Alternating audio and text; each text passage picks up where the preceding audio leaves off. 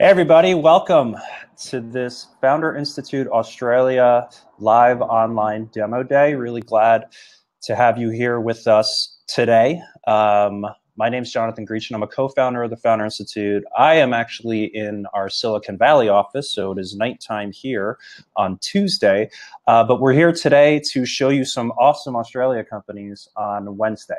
And I'd be remiss to say that if you did try to join this event last week, I'd like to apologize again for the last minute cancellation. But we're all here today and we're eager to show you these companies because they're doing some really cool stuff. And I think you're going to enjoy seeing what they have to offer. And also, you know, if you do have any questions for these companies, we really want this to sort of be a two-way communication. So any questions that you have for the companies, either during their pitch or after their pitch, we'll collect them and we'll kind of go through a quick round robin after they go through a short presentation. And you can ask any of your questions over here in the chat, and somebody on my team will be looking through those so we can get them all going. And I see here too that we got a lot of people that are starting to join in, which is awesome. We had nearly 500 people register for this demo day, and I'm sure there'll be people kind of joining in and out. If you are registered on the demo day, you will receive a video afterwards as well, and we'll give you all the contact information so you can reach out to these companies if you're interested in speaking with them, partnering with them, investing with them, etc.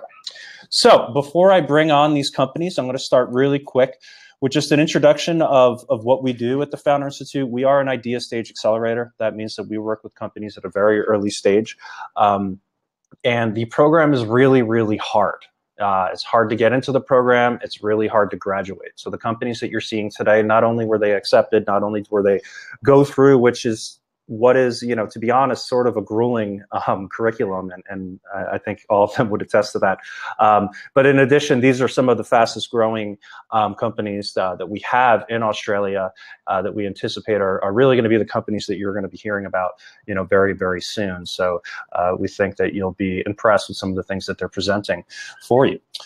And we are based here in Silicon Valley, but we have been operating in Australia since 2012, and we've launched over 115 companies across Australia. A lot of those companies have been funded by some of Australia's biggest investors, such as Sydney Seed Fund, Blackbird Ventures,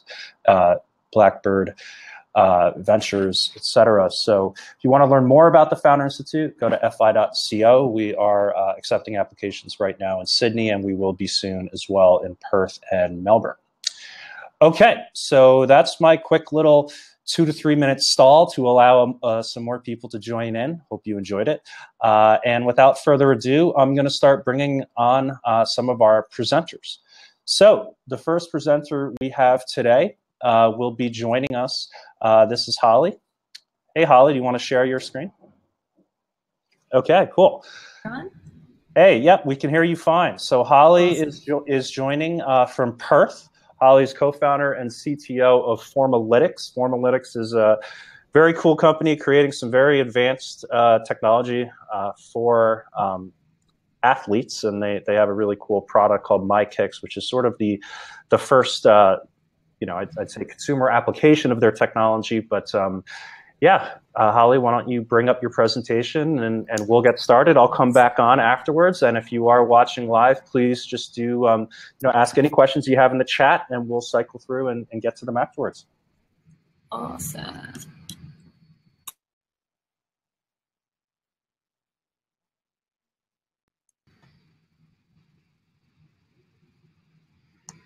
Hello? Yep, okay, we see you fine. Awesome. Cool. So as you know, I am the CTO and co-founder of Formalytix, and we are creating our first application, MyKicks, to enable the next generation of grassroots sporting challenges. We were founded in 2016, and it was around the idea that there isn't anything today that enables the everyday athlete to measure their performance and see how they're improving over time and seeing how they compare against the professionals. So we wanted to make that professional grade sporting performance technology accessible and engaging to the everyday athlete. We released our first beta product at the end of last year in September, and we have over 10,000 active beta users in both the UK and Australia, and 10,000 pre-sign-ups in 55 countries. So it is a very exciting opportunity, and I'm really excited to tell you about it. To manage through the 18 months of grueling product development and technology development, we had to have a very strong team. I am a 2-time Google intern and turned down my 3rd for this opportunity. Andrew Hall, the CEO and co-founder, is an ex-Stonebridge Ventures. He's actually a Founders Institute director and has $200 million of capital raised under his belt.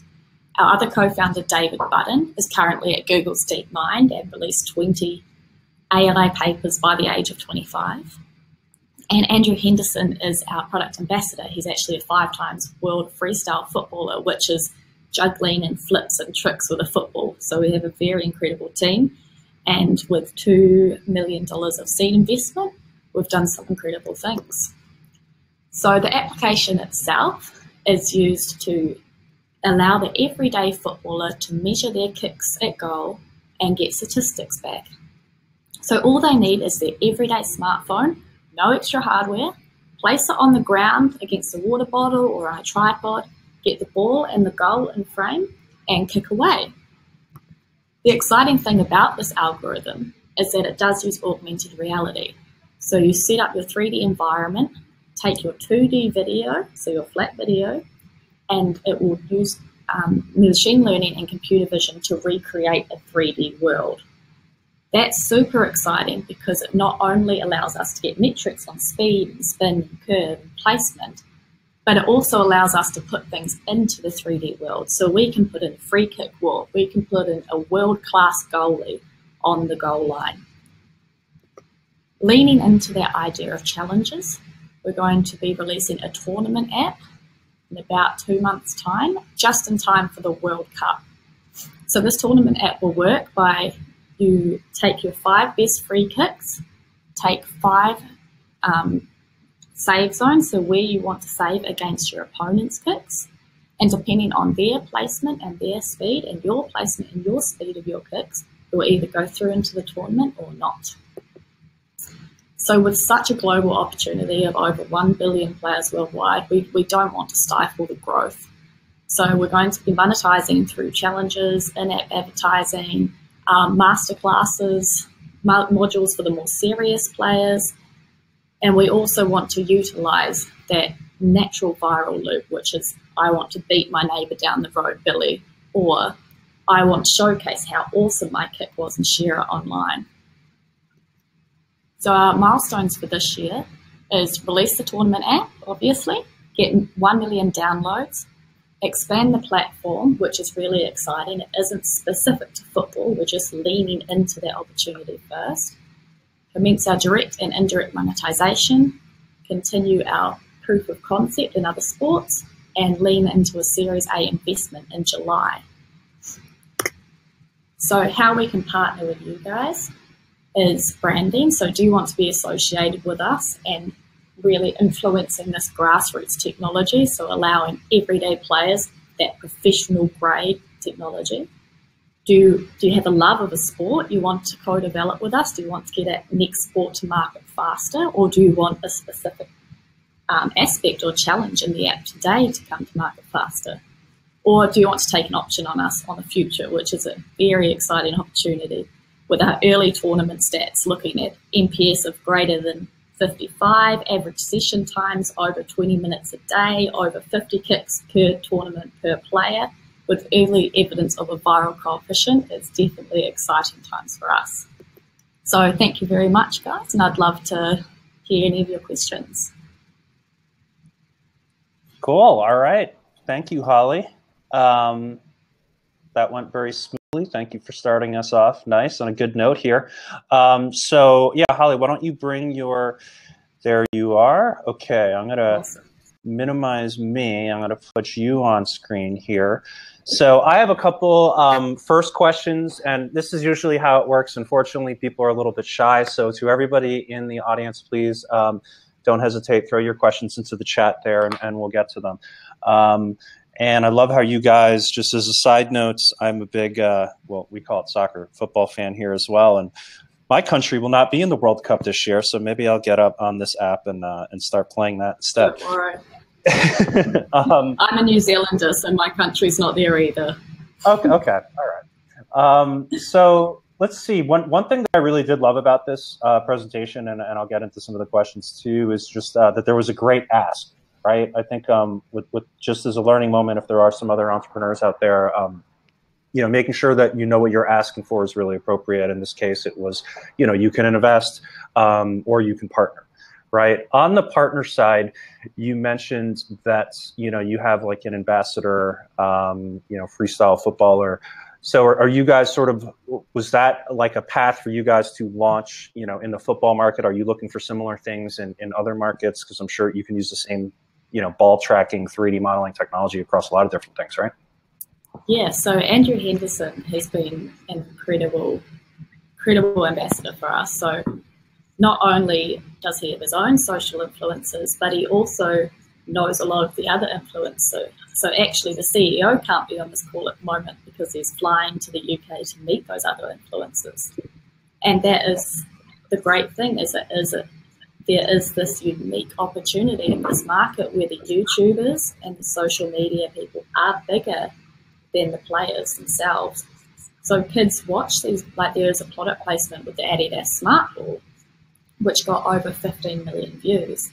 And they didn't specify it was a ball itself. They thought it was an app, and all these kids realized you needed the ball, and there was just so much disappointment knowing that you needed to buy this expensive ball. So yeah, we're definitely looking to expand those influencers, utilize them more, utilize them in other sports because it is a platform. The algorithm isn't specific to football. It is any circular ball sport. No, and if you're going to pick one, football is a good place to start. Exactly. So let's see. I see some questions coming in, so that's great. So let's see. So Richard asks, is this just for entertainment? Do you think it'll be used for advanced skills too? Right. So I guess that's sort of a question on where, you see the product pipeline, the product roadmap going, at least in the near future. Yeah, definitely. Yeah, so it's definitely a mixture of both.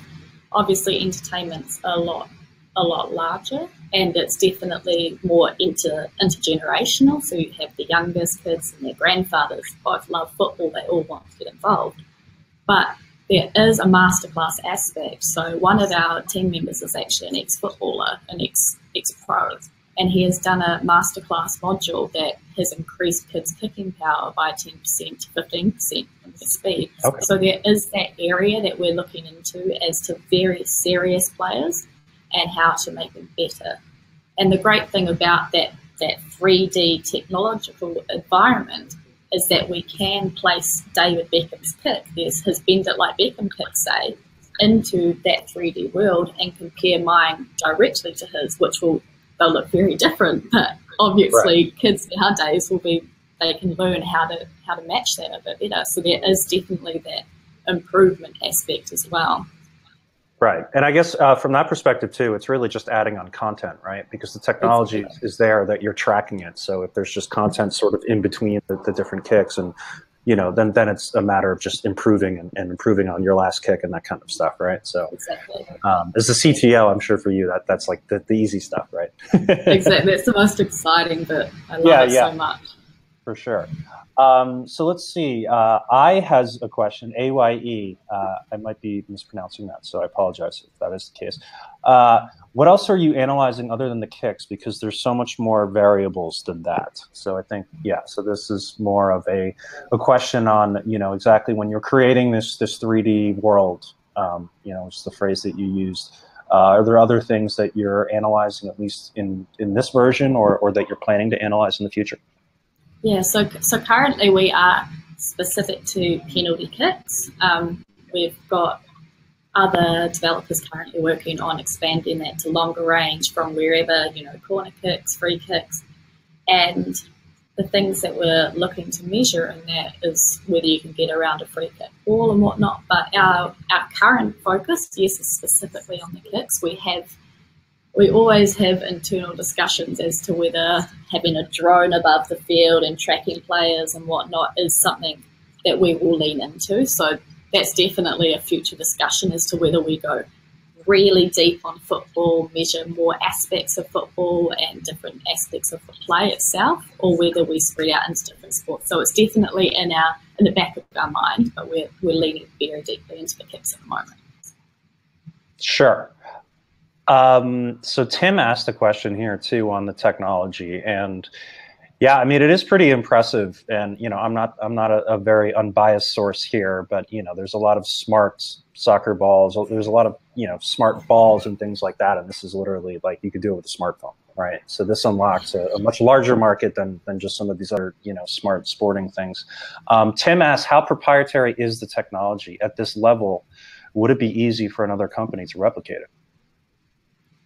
Yeah, so the technology currently has 2 patents pending, so it is going through that stage. It did take us 18 months of extremely difficult technology development, especially getting it onto the client. So none of it runs on the cloud. It's all client side, which is definitely working the phones a lot harder than Apple maybe expected.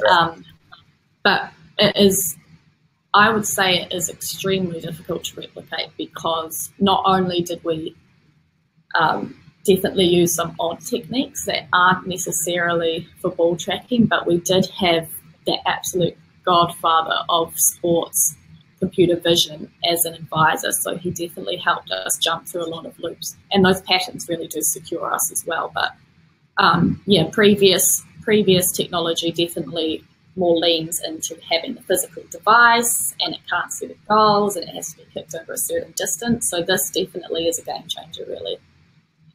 Sure. Okay.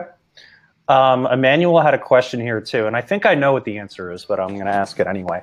Emmanuel's question is, you know, why not make it a platform where ideas can be added? You know, he's basically saying, why not open up the technology as a platform, right? Obviously, this type of, you know, being able to use a smartphone to track things that are happening in the real world, break those down into models for improvement, right? This could become a platform / marketplace type of thing.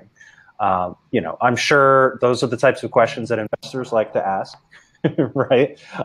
Thinking like, what could this be 5 years down the line, that sort of thing. But is that something that you guys are thinking about? It may come in the future. We are definitely we're definitely locking it off at this stage. It is definitely our babies, and we want to see where the product grows ourselves first before we open it up. With machine learning becoming a lot better, maybe one day we will open up the computer vision side, because we'll utilize machine learning a different way. It's definitely a possibility, but it is something that we're looking to grow our own and see where it goes first at this stage. Sure. And you know, as a kind of a corollary question to that, so I know, so you guys raised the seed round in the past. You're growing. You're looking to possibly do a Series A round, you know, this coming summer around the World Cup. Sure, that's not a coincidence.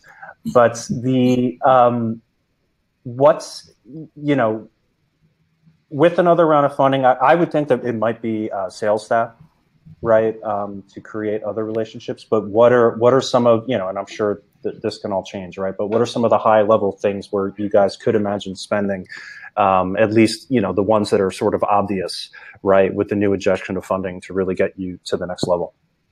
Yeah, so we're definitely looking at different areas. So first being, you know, obviously getting some of those large influencers to pull the handle and really get a lot of very quickly. We just need that we don't just make a league first. Other areas. Expanding the technology, obviously, making it into different areas with different sponsors. So we're talking to a few basketball brands at the moment, and specifically as well. We know baseball in America, so we're looking at feasibility of that. So there's a few, especially the YouTubers are definitely wild cards, so we do have our user acquisition, Instagram and Facebook at the moment extremely cheap. So we've got them at less than 20 the conversions by a certain sense. That is, but the YouTubers could be a wild card and be even better than that. So that is definitely things we're looking into. Okay, cool. All right, so we did have some extra questions in here. So Holly, if you don't mind, I would recommend, some additional questions have been piling up. If you want to stick around in the chat and maybe answer some of those questions. But in addition to that, a member of my team will put in her contact information, the company information, and we'll have a video afterwards where you'll get all that as well. But thank you, Holly, for joining. Appreciate it. Great job. Yeah, thank you for having me. All right, cool. So, so we go from Perth and back to Perth, actually. So next up, we have Christoph. Hey, Christoph, how's it going? Oh, good, mate. Thanks a lot.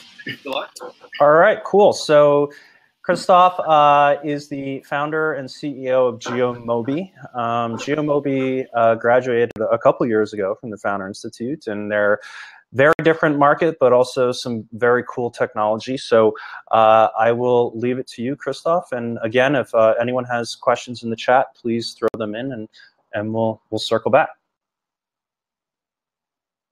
And I think Christoph's just adding his presentation on right now. All right, can you hear me? Yeah, there we go. All right, cool. So I'm going to hide myself, and yeah, why don't you get started? Excellent. Thanks a lot, John. Hi all. I'm Chris. Let me check if something's wrong with the slide.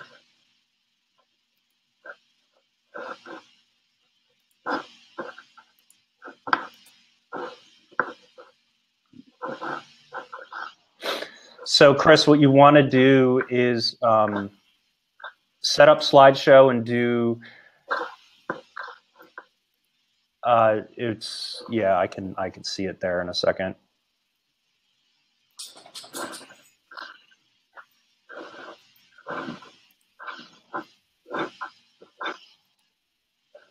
All right. All right. Well, at this point, why don't we can just go through the slides like this. It doesn't look too bad. Or if you want to just start the slideshow, then we could see it. Can you see the slideshow now? I cannot. All right. So I think we've got. Sorry about that. Just going back to setup slideshow. It is to watch the slideshow on an individual window. There is an option. It's something like that. Yeah. It's not full screen, but individual window. And then if you pick that one and click play, then we should be able to see it.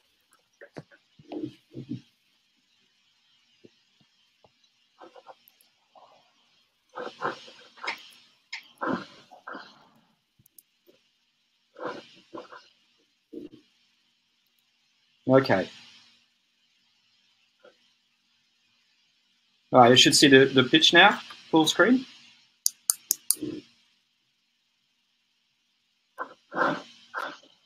No, we don't see it. I would just go what you were doing before, and we can just look at the slides. All right, no worries. Okay. So I'm Chris. I'm the founder and CEO of GeoMoby. So we still can't see it, Chris. If you go back to what you did before, or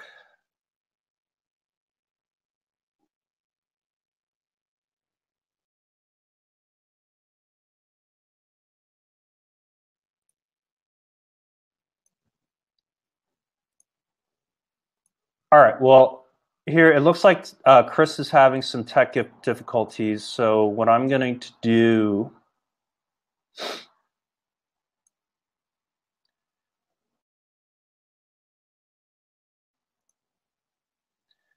Kat, why don't we move on to the next presenter? It looks like Chris is having some tech difficulties.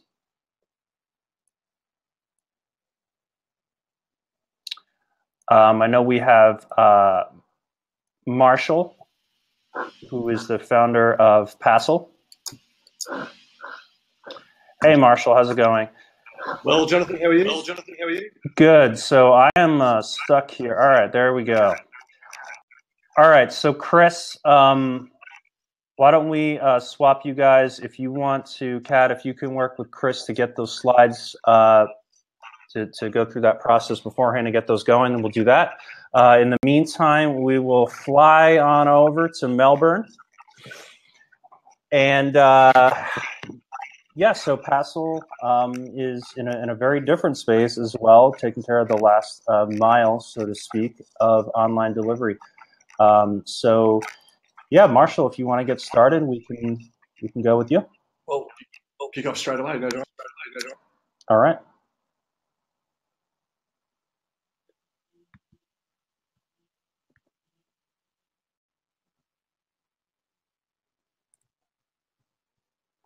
Should just take a second for Marshall's slides to come up. There it is. So, straight away. My name's Marshall, and I'm the CEO and co-founder of Passel. And our story is that in my 20 years of freight and logistics experience, I experienced home deliveries going through the roof, but our industry having a real problem in being unable to deliver a delightful solution for e-commerce players. And the problem for retailers is they're losing about 70% of their sales online because people get to the checkout and don't buy. And a substantial part of that problem is people are dissatisfied with the delivery options. They're either too expensive or they're too slow. So our solution to that is to change the paradigm for home deliveries from being a 3 to 5 day service to being a 3-hour service for around the same price as a 3-day delivery. And the way that works is Passel has people who are called passers, and they're registered people who are regular, everyday people like you and me. They're not courier drivers or professional drivers. The people who've got the app running in their phone so that we know where they are. And when our partner retailers have an online order that they're going to ship from store for a local delivery, they let us know that it's ready. And then we look at where all the passers are and we identify what we call the least inconvenienced person. So we're looking for someone who's in the shopping mall right now but likely to leave very soon and go near that delivery address. They go into the store and do the pickup, and then they go and deliver within 3 hours. And we have a 3-hour guaranteed delivery service. One of our key edges over traditional couriers is we can offer this service whenever the stores are open. So weekends, evenings, public holidays, right up until 5 o'clock on Christmas Eve, Passel can still be delivering for our partner retailers. Our business model is a very simple one. We charge the retailer $15 and we reward the parcel with $10, either via a gift voucher or we can even pay them via EFT. The market that we're in is a rapidly expanding one, growing 20% year on year. And by 2025, it's expected there'll be 25 billion home deliveries every year in the United States alone. So a lot of people who are listening to this are thinking, I've got it, this must be the Uber for couriers. And it's really important to understand that we're not an Uber for couriers. There are plenty of businesses out there doing that. And one of their big challenges is trying to engage and retain drivers. Drivers in the gig economy are people who are running multiple apps on their phone and they're constantly shopping around for which courier company or delivery company or food delivery company is offering the best deal. And this creates problems around scaling and creates problems about dealing with peaks. And because our people are regular everyday people, we're not competing in that market. We launched in September last year and we're doing really well. We've proven the model works, we've proven we can deliver, and we've proven we can deliver under 3 hours. In April of this year, we'll expand around Australia out of Melbourne into Sydney and Brisbane with partner retailers who are signed, contracted, and ready to go. So our ask today is we're looking for $250,000 in funding to get us to a $25,000 monthly revenue rate. And from there, we'll look to scale out of Australia as quickly as possible around the world to the US, Canada, Ireland, Western Europe, and Indonesia. So if you like what you've seen today, I'd love to get in touch with you. And here's my contact details. Thank you. All right, awesome. Thank you, Marshall. So again, we got a couple questions coming in here. Any additional questions, put them on the left. We'll get Marshall back up on the screen here in a second. And okay, so let's see. So I had a couple questions too. So and this is sort of one of the questions that just came in from David, right? From the consumer, it makes a ton of sense, right? 3-hour delivery, good price point, but sort of, what's in it for the drivers, the Passels as you call them, right? What has the feedback been there? Yeah, so the passers are people who are just regular people who are out shopping. So this is not a income source for them. It's essentially offsetting the cost of what they're already doing. So a lot of people who've signed up work in the shopping malls already, whether they work in a store or whether they work in hospitality. And they might work a 3 to 6 hour shift for $20 an hour. And now when they finish that shift, they have the opportunity to make another $10 on the way home. Another demographic is people who are out shopping, and it pays for fuel, it might pay for parking, or it might pay for lunch for them. But essentially it pays for that. It's a sharing economy thing. They're already going to go home anyway, and now they've made an extra $10 just for going home. Right. No, I like that. It's an important distinction, right? That it is a difference between the sharing economy and the gig economy. Right. Yeah. Okay, so Raj asked, what if the delivery is cross-city? Is that just not something that would fit into the model, or is that something that you guys facilitate? Yeah, right now at launch, we're a hyper-local model. So our delivery guarantee to our retail partners is 15-kilometre radius from their stores. So we're not delivering cross-city, we're not delivering cross-state yet. But if you look at a lot of retailers with stores in many malls, a 15-kilometre radius in most cities provides pretty good coverage across the city for them. So we won't deliver a 40-mile delivery, but we'll do a 10-mile delivery. Okay, cool. What were the types of retailers that were in your test that you've been doing and that you've been getting some good feedback from? Yeah, so our first two retailers, one was gifts and small items, quirky items they call themselves. That was Pookie Poika. The second one was a store called Pure Baby, which is a premium organic cotton retailer for baby clothes. And they actually, both those customers approached us and asked to be part of the pilot because they both saw a need for their customers where on a Friday afternoon or a Saturday morning or even later earlier in the week, there might be times when someone's forgotten something or needs to get something really, really quickly. And they knew their customers would be happy to pay the premium for an instant delivery rather than waiting for sort of the 3 to 5 days. The next customers to come on board are in apparel, footwear, and even party supplies. So we're going to be delivering bouquets of 5 helium balloons in Sydney in April. Nice. Okay. So Tim asked the question as well. What is the current monthly run rate, if you are comfortable sharing that? I know that you mentioned what the goal was. We piloted up until Christmas, and we're currently parked until April because there's a stack of tech and dev work to get done. So the current rate is $75 to $100 a week. It's pretty low. We're just doing sporadic offline deliveries at the moment. The next customers that come on board will go quickly into that 500 to 1,000 deliveries a month, with the signed and contracted customers ready to come on board in April. So 1,000 deliveries a month is $15,000 run rate.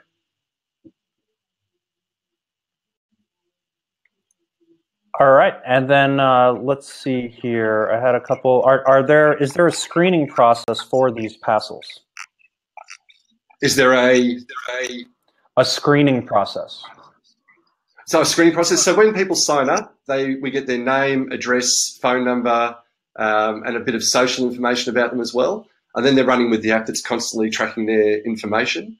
We're partnering with a company called Universal Reputations, which is a company that brings together people's reputation and ratings from a whole bunch of different platforms such as eBay and Uber, with the goal being we can provide a complete picture of who they are. Okay, cool. So let's see if I have any last questions here. So, okay, so Raj asked, in a two-sided network model like this, you always need to develop both sides simultaneously, right? So how, and this is a good question, right? This is the chicken and egg question that is probably something you're dealing with every day of your life. How do you propose to acquire both the retailers and the Passels at the same time and maintaining a balance so that there's quality and you know, that everybody has a good experience on both sides of the equation there? Yeah, it's a really good question. So we intend to do that by not worrying about doing that. So our key is acquiring retailers. So we need to get the demand side going. That's the priority. We've already proven that we can acquire passers simply through Facebook advertising and some organic work. So we know our cost for acquisition is about $3 a passer. We know our landing page is converting at 33%. So when we launch around a store, we know that $1,000 gets us 350 passes within 15-kilometre radius, which is enough to run each location, and a location might have multiple customers within it. From a point of view of the retailers, because we offer a 3-hour guarantee, we also have a backup plan where we underwrite that with professional couriers. So if for whatever reason we can't get a passer, then we know that we have a network of professional couriers that can do that delivery for us on demand. We obviously try and avoid that because professional couriers are really expensive. No, that's a great point. And I saw that pop up a couple times on here too, right? If this was a very risky proposition potentially for the retailers, but if you're backing that up with the professional delivery, then at least to them, that's, provides them with a little of insurance, right? Yeah, we don't want to, we basically, the guarantee to the retailers is we don't charge if we don't deliver within 3 hours. So, and surprisingly, the only time we haven't delivered in 3 hours is when we did use a professional courier in testing and we were 36 minutes late. So that was a lesson learned on that day. But yeah, that was a bit disappointing. All right, cool. So, and again, just like the last presentation, there's a lot of questions coming in. So Marshall, please hop on there. We'll also be sending out Marshall's contact information as well afterwards. So thank you, Marshall. Great job, man. Thanks very much. Thanks, everyone. All right, cool. So just to double checking too, there's been a little bit of echo. I've been turning off my microphone every time I'm not speaking just to be extra safe. But for the other presenters, just quick double check that that all your microphones are off when you're not speaking too would be awesome. So, okay, it seems like we are in a good spot to go back to Christoph. Looks like it, John. All right, cool. So Christoph, why don't you come on in?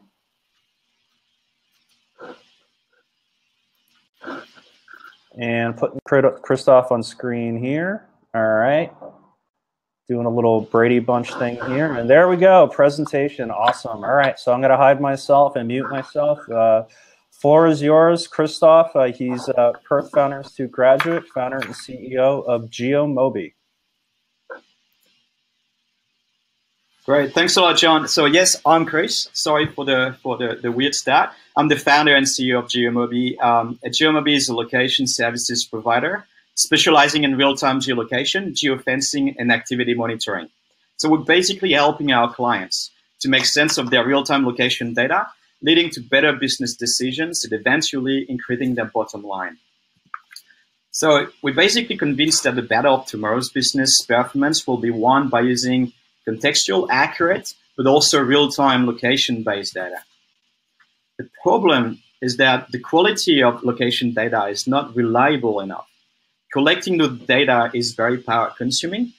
Storing location data and tracking movements and behaviors can lead to serious privacy issues. And the current location-based services do not cover all use cases, both indoors and outdoors. Well, until now. So we have developed a suite of software development kits, which is integrated directly into your mobile application or your IoT device, extracting location intelligence that is accurate, battery-friendly, private, and cover all location-based use cases, whether you want to track assets, personal, indoor, outdoors, multi-story building, or even in the ground mine, with the ability to reach these end users from several kilometers away down to just a few inches. So because we've got a very horizontal technology that can potentially serve multiple verticals, we chose to focus on very large markets ready for digital disruption with a very enthusiastic growth momentum, and where our technology can address at least their top 3 challenges. So, of course, we've got mining, which is a $22 billion industry, but also the construction, which is a globally $10.3 trillion industry. So we did pivot the entire business about 2 years ago to focus on the enterprise platform that showed much better revenue opportunities than our initial subscription model. So last financial year, we turned about $200,000 from various customers listed in the ASX. And with the same growth we had in the past quarter, we are on track to reach the $1 million by the end of this year. So business model, our business model is very easy, very simple. We use a combination of one-off setup fee along with a yearly license based on the volume of messages going through our cloud service. There's about 15 to 20 geofencing companies at the global level at the moment, but with our current patents in place, existing partnerships and unique features, we think that we're the only company to achieve an all-in-one, highly precise, battery-friendly location services for enterprises. So we're truly the next generation of location-based services. So we're a 12-person company across 3 different continents with various skill sets, including technology, which is myself, marketing, financials, and tax. So to date, we raised a bit less than $500,000 in the past 2 years from sophisticated investors in Australia and incubators. Even though we're not actively looking for raising our Series A right now, we welcome the possibility to offer some equity to the right investors. So we'll be happy to consider an investment from $1 to $2 million range and bring more expertise in the company.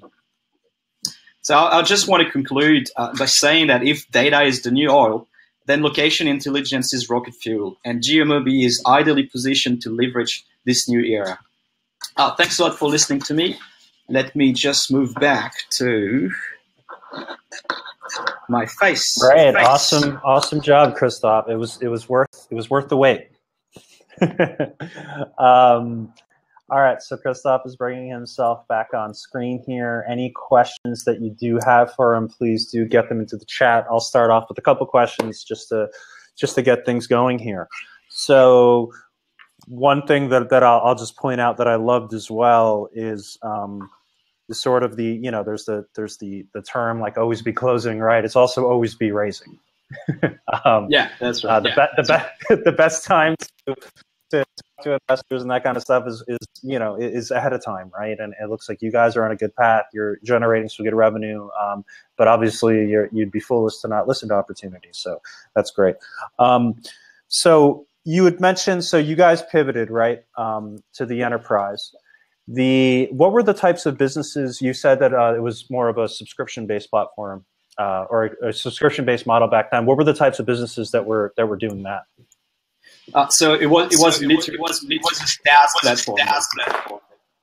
So we open our platform for developers and digital agencies, and about a year we really tried to convert from the freemium model to paid customers, and we had an epiphany saying that where maybe the market of developers around the world that want to they experience geofencing and geolocation, they got some struggles, and then actually come to our platform is not big enough. And this is at the stage as well that we had these big companies here in Perth in mining construction. They started knocking on our door saying that we want to increase safety on site, we want to increase our productivity, we think location intelligence can help us out. If there's something we can do together. So it's a completely different sales process. It's a kind of a long sales process compared to SaaS, but we've got so far we had some very exciting deals with them. So we just decided to completely forget the SaaS model where we struggled initially to focus on delivering location-based services for enterprises. No, that totally makes sense too, right? I mean, in hindsight, for everybody. But yeah, I mean, geolocation is still not early, but at least it's not to a point. Most of the demand is going to come from big businesses, and some independent developers and smaller agencies and stuff like that might not be positioned to sell those types of businesses, right? To really kind of reap the benefits of it.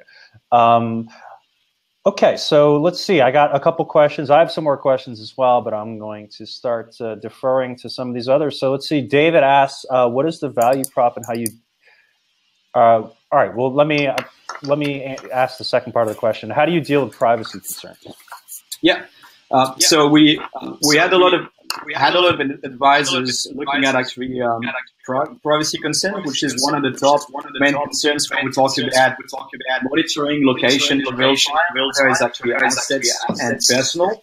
So basically, we're not storing any personal information on our cloud servers. We're just storing that location data and some sort of profile. So there's absolutely no way we understand actually you are John from the Founder Institute, blah, blah. We're just analyzing profile, and we're able to tell you, for instance, in construction, so how long this specific group of workers spends in different areas, and we can interact with them in real time, whether, for instance, they're entering a restricted area, we can actually ping on their smartwatch or on their phone saying, yeah, you're not supposed to be here. We don't know who you are, but you're not supposed to be here. It's not safe, right? So that's our take on privacy. So we get our lawyers that advise us how to do this. And there's no personal information on our cloud servers. That's exactly how we deal with the privacy concerns. Great, good answer. And I'm sure it's a question you get very often. Yeah, that's right. Yeah. So, all right. Richard asked, are you going to allow enterprises or really any other organizations to white label the service, or are you guys sort of, fully taking control of the technology? Yeah. Sorry, your voice is breaking a bit, John. Oh, are you guys going to look to white label it at all to any of the enterprises or anybody else, or are you guys sort of fully taking control of it now? Yeah, so it's already kind of white label. Our business model works with channel partners. So one of the best examples here in Perth is we really struggled at some point to get in touch with big guys in BHP or Rio Tinto because we were just small companies somewhere in Perth. So what we decided to do is talk to the mining services providers. They're already actually on their supplier list. And we said that we've got this technology. We think we can enhance dramatically what you already have, and you can sell it to your own clients like BHP or Rio Tinto, and it's fully white label. So basically, we deploy the solution into 6 or 7 different sites in the WA, and it's all the name of our clients, not us. So no one knows that actually the GeoMoby is powering all the location-based services. Okay, cool.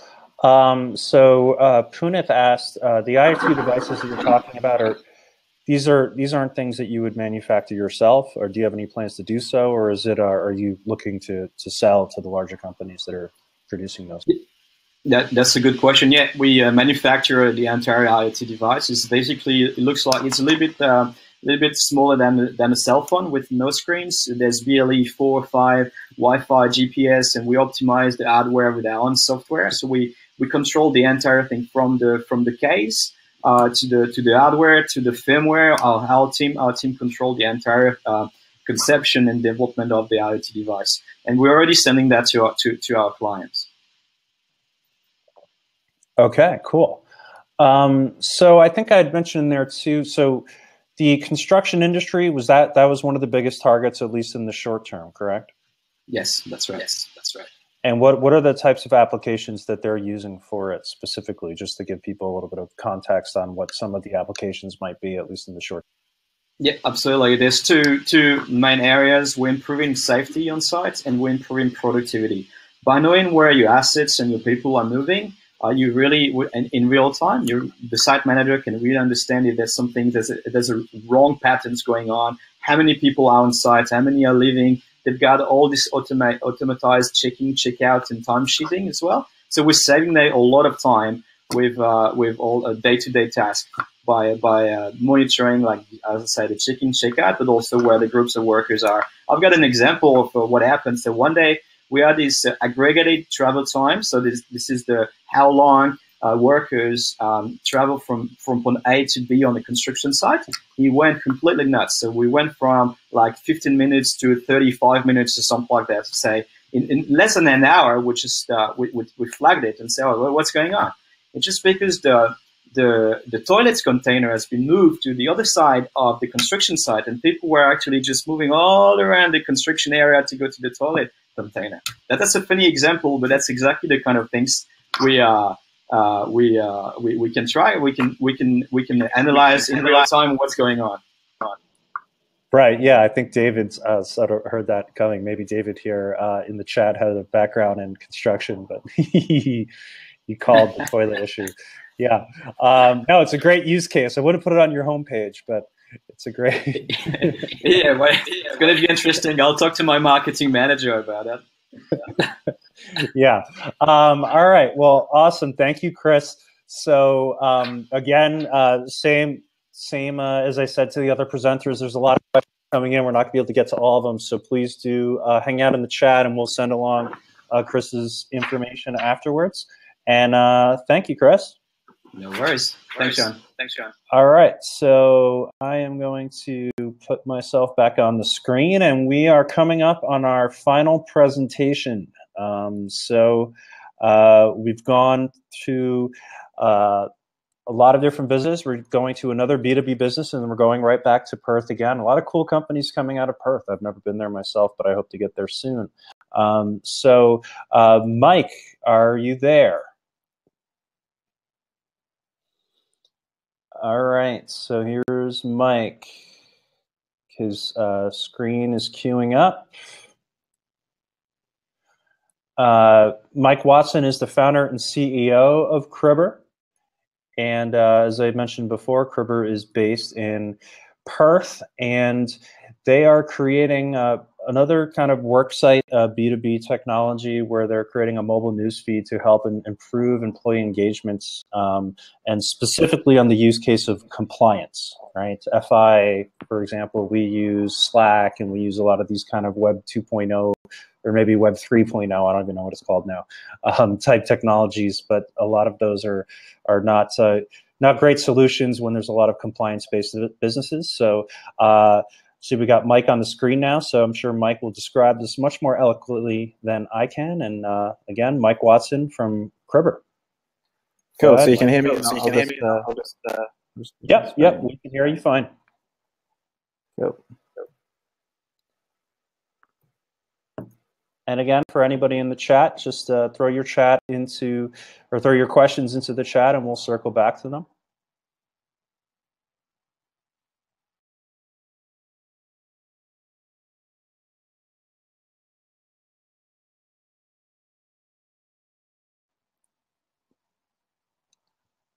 So, Mike, we are not seeing the presentation yet.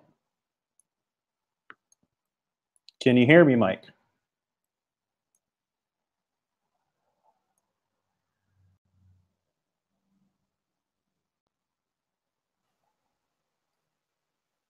Okay, I can see you again, Mike. Okay. Let me share my slides again. No worries. This is technology issues are to be expected on events like this. Especially when I am in California and most of the people presenting and watching are in Australia. It's a different day. We're basically an exercise in time travel here. So, all right, Mike, so we see you good. We hear you good. I'm going to hide myself, and why don't we get started? Okay, great. Awesome. So I'm Mike Watson. I'm the CEO and co-founder of Kriber. I spent the last decade working on construction sites around Australia and the Middle East. And just like Yammer was built for the corporate work environment and Slack was built for developers, I've built Kriber for the workforce in high-risk industries and the problems that they face. So in a high-risk industry, communicating information with the workforce is critical for keeping them safe and alive. And yet it's a complex high-risk work environment, so there's so much noise around the information communicated with the workforce. And the final delivery of the information to the workforce is still very manual and largely ineffective. Our solution is providing the right information targeted to the right individuals at the right time across multiple platforms and mediums, with automated compliance reports, making the whole process efficient and effective. We have a web app where managers log in, they can manage their teams, they can target bulletins to groups or contractors or visitors or geo-targeted regions, like for instance with GeoMoby. And then they can track the engagement with every message that goes through the platform and improve their communication and receive automated compliance reports. The workforce can use our mobile app to receive and engage with that message. They can also do that through SMS and email. We're going to add communication channels continuously to always be cutting edge, and other mediums. And we see voice and natural language processing as the future of workforce communication. So we'll be implementing that in the near term. We've had some great traction over the past 6 months with big names in oil and gas and construction. A client in the UK that's just signed up for a recurring annual contract. We've got some really exciting trials and pilots with big names in construction and oil and gas. We're $5 per user per month. Our unit economics are looking good. And the market is a largely untouched market by technology. That's the high-risk industries of construction, mining, and oil and gas. It's a global market. If we look at English-speaking countries only, it's about $2 billion. And if we expand into Asia and Europe, it's about 20. Then once our platform evolves into more than just communication, more of an employee engagement tool, the market expands further. Like I mentioned, largely untapped. Our biggest competition is still really the status quo manual communication methods. Been some investment in construction technology in the past couple of years that we've seen. Companies like Sign On Site doing great work around site attendance. And we do get confused with companies like Slack for communication, which is really unsuitable for a high-risk work environment. But we don't see them as competition, more as a future integration partner. Our go-to-market strategy is inside and enterprise sales. This is our sales funnel at present, and it does represent over 150,000 potential seats, or about 10 million in recurring annual revenue. Our team has a wealth of experience in construction, mining, oil and gas, risk, venture capital, software development, and startups. And we are raising money. So if you're an angel, we'd love to talk to you about our company. With the funds that we raise, we want to do a lot with our product around voice technology and artificial intelligence coaching around communication, and of course integrations, and push out sales as well to grow our user base and to grow our revenue. So if you're excited about workforce communication, do reach out to me. My details are there below. Thanks. Great, awesome, Mike. All right, why don't you throw your face back up on the screen there? And yeah, just as an example, I mean, we use Slack here at the Founder Institute, but we are very far from a high-risk business. You know, our use case, we send a lot of stupid memes and GIFs and things like that to each other. So yeah, we don't want that. We don't want that. No, I think one of the, and just to comment on the pitch itself too, for someone in the space that sees a lot of pitches, that sees a lot of deals from startups and you know, from the investor side as well, the unit economics in the presentation are excellent, right? And for those, if you are watching and if you are an entrepreneur, or even if you're an investor, maybe just getting started on this thing, you know, go back on the video and just check out his slide on unit economics, where he breaks down literally all of the very, you know, the finite parts of the business, not only just the customer acquisition cost and the lifetime value, but also the sales cycle, right? Because especially when you're selling to some bigger businesses, that's one of the biggest risks that you can have. And it looks like you've gotten the sales cycle to a pretty decent state. Yeah. So that was my first question too, is, you know, how is there any trick to that, or how do you think you've been able to get that sales cycle to a good size? It's evolved, I guess. We've managed to get our message a lot clearer, know who we need to speak to within the organizations, and know, like, in our pipeline, we do have some of the big elephant companies in there as well, but also targeting, you know, the deer companies where the sales cycle is shorter, so we can actually get it moving faster. And the industry is funny. It's very risk adverse. So once you get a couple of companies on board, the others tend to follow, which helps as well. So it means everything kind of starts speeding up. And also the nature of our platform is that when each project or work site, you will always have more than one company involved. So one of our first projects was with Woodside, and they had some people from Subsea 7 on the project, and then from that, just naturally, it spun out to another project with Subsea 7, which is a completely separate account. so that helps speed up that whole customer acquisition, reduce the cost and speed up the velocity of it. Right, and as you said, I think you phrase it really well, is that in a lot of these cases, these sort of old school businesses, but just a lot of the ones that still rely on paper, right? Your biggest competitor is the status quo. And in those types of businesses specifically, working kind of bottom up, gaining trust and gaining other people is the fastest way to really change the behavior from a lot of people that are just super risk averse, right? So I think it's really, really smart strategy. And I've definitely personally seen a lot of companies try to pursue these types of businesses to try to go top down and, invest a lot in, really expensive salespeople and to, flush a lot of that money down the toilet. So I think the approach you guys are taking is super smart. So we got some questions here from the audience. So let's see. So Richard just had less of a question, more of a suggestion, but TickForce, a company in Perth dealing with compliance mining, Richard suggests that you check them out. RBH asked, do you support only text chat, or can you support sort of like 3D work instructions? I guess that would be much more than, is it just a text-based client, or is it supporting other things that, kind of will fit into other risk-based realms, right? I guess is how I would interpret that question. I think I can answer that. So at the moment, the communication that goes out, is a text message with attachments that are images. You can embed videos in there.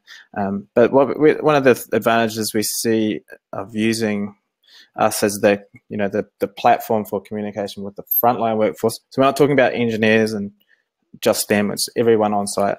But being able to push something out and then like deep link through to the right application. So we do see an integration, and we've already met with Safety Culture to integrate with iAuditor, which is an excellent checklist application used around the world, so that we can send out the information associated with some incident that's happened on site, with some piece of equipment, with the information about how it failed or what have you, and then link directly through to start the inspection of that person's piece of equipment. So you get all the context around what's happened, why it's really important that they go and inspect that piece, and then also start the inspection with the right form, asking the right questions. And that's just one example, but it can go further. You could take that to any kind of application. But if you think about it in the same type of the way that Slack works with all their integrations, that's really how it works. Right, get people into a platform that solves some of their most day-to-day needs, and then that can open up opportunities to grow the platform in the future. Right. So let's see. I saw that Richard also asked, is this just a monitoring, or is it for filtering as well? Does that make sense as a question? I'm not sure.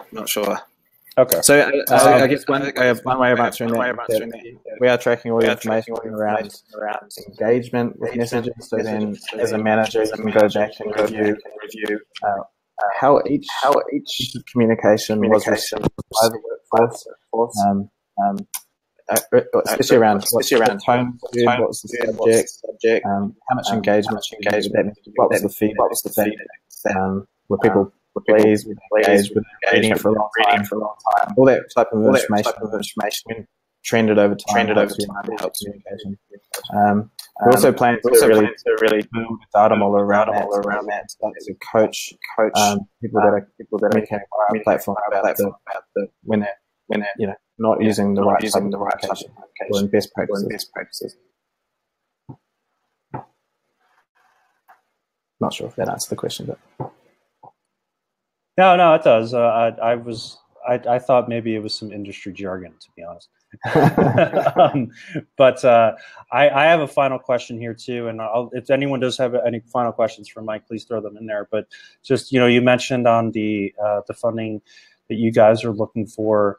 Obviously you've done a bunch of trials with some large companies. I saw, Maersk was on there, and some other big ones that I recognized.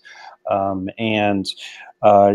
getting the unit economics down to a pretty good stage just from a pure business perspective. What are some of the first things that you guys will look into invest in as a business, with some injection of funding? We have a lot of product work to do that we think will unlock a lot of growth for us internally with our current customers. That they're asking for a lot of things that they're already aligned with what we're doing. So a lot of it will be product, and then just getting out there and really going for global growth, especially in countries that have similar occupational health and safety standards, such as Australia, New Zealand, the UK, Canada, and the US. That's really our focus for the next year, basically. Yeah. And integration is going to be a big thing as well, which will help our product be really sticky. Once we get in with an organization, they start to integrate their systems, their ERP systems with our systems to push out notifications automatically for certain events, and really relying on us to do the tracking and compliance piece, the last mile, like Passel, but with a last mile digital delivery of information to a workforce. Cool. All right. Awesome. Well, thank you, Mike. Thanks. And I think we got everybody here. Is everybody still on? If you want to put your cameras on, we can do a little Brady Bunch moment here. But that does conclude all of the companies. Awesome. We got, great. Look at that. We got everybody involved here. So from all across Australia and from myself here in the US, I'd like to thank you all for joining again. I think all of you did a great job presenting tonight, and if you do want to contact them about their businesses for whatever reason, we're going to be sending their contact information. You will receive a video from this presentation shortly. So I hope you all have, I guess it's daytime and morning in some parts there in Australia, but thank you all for joining, and you can expect to receive an email from us soon. And any final thoughts from our presenters, or? Now, it was a bad question. I didn't really provide much context. But why don't we all just say bye, and then we'll go from there. All right. Thanks for organizing this, John. Thanks a lot. No problem. Thank you, everybody, for joining. Thanks, John. Thanks for watching. Have a great day. Take care. Bye.